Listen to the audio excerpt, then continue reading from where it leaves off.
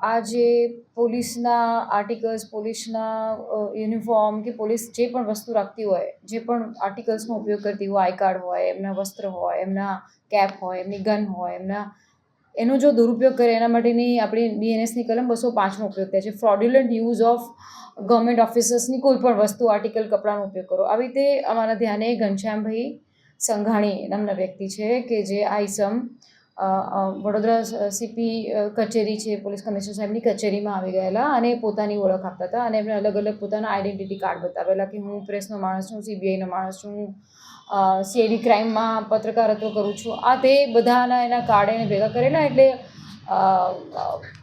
Police ભવનના ઉચ્ચ અધિકારીઓને પણ શંકા જતા સરના ધ્યાને આવતા અમે એની સઘન પૂછપરછ કરતા ધ્યાને આવ્યું કે આ એક ફ્રોડ વ્યક્તિ છે. એના બદ ઇરાદાથી આ બધા આઈ કાર્ડનો ઉપયોગ કરે છે.